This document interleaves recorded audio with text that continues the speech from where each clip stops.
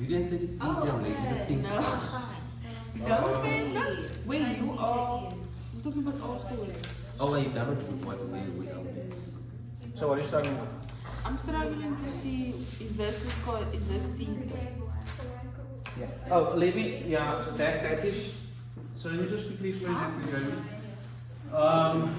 Those large angles, they usually confuse people some because you are thinking, how is this theta related to that triangle that you're busy working with? Well, the thing is, if that is theta, then this is, right? You want to work with that angle because that's inside the triangle, right? Now, if I want to work out the sine of theta, would the sine of theta not be the same as the sine of 180 minus theta? Why? Because if I say the sine of 180 minus theta, which is the one that I want to work with, it is the same as saying the sine of what? Theta. And that is why you kind of ignore that, because you know it's the one that's going to be here. Okay. The only thing that you need to check for is sines based on where you are on the x and y axis. So on this side, you know that your x values are negative, right? And if your line was in this quadrant, your x values are negative and your y values are negative.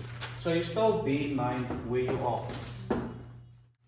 Once you have all three sides in both triangles, it means you can determine any ratio in any triangle, right? So which means you can now go expand our Newton-Archiota.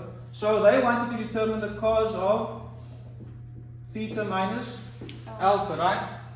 So if I expand this, I've got cos of theta, cos of alpha plus sine theta, sine alpha. Now, since I have both triangles, both or all of the sides, I can write what is cos theta. I can write what is cos alpha, sine theta and sine alpha, which means I'll have numbers that I must add. Okay. I'm just going to quickly, what's that, B, which is 4 and 3, no? Yes, sir. And this is A. And 6.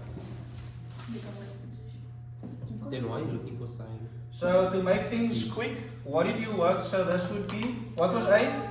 A was 8. Huh? Negative 8. Oh snap. And 6. Eight. And this would be 4 and 3. What was this value? Yes, And what did you work out for R? 5. 5. Okay. So if I look at that, why am I standing here?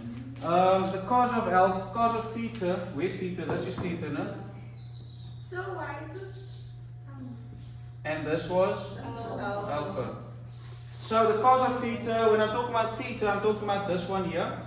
So that would be minus 8 over 10 times the cos of alpha, which is 4, 5.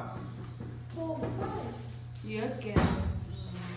Plus the sine of theta, which is 6 over 10, times the sine of alpha, which is 3 over 5. Are we together? So, minus 8 times 4 is minus 32 over 50, and that is 18 over 15. So what is 32? Minus 32 plus 18? 17, sir. That's rubbish. Calculator. Negative 14. Negative 14 Yes. over 50. Simplified, highest common factor here is 2, I think. 2. Yes. So it's negative 7 over 25. 7 over 25. That's what you got, eh? Wow. So we are done.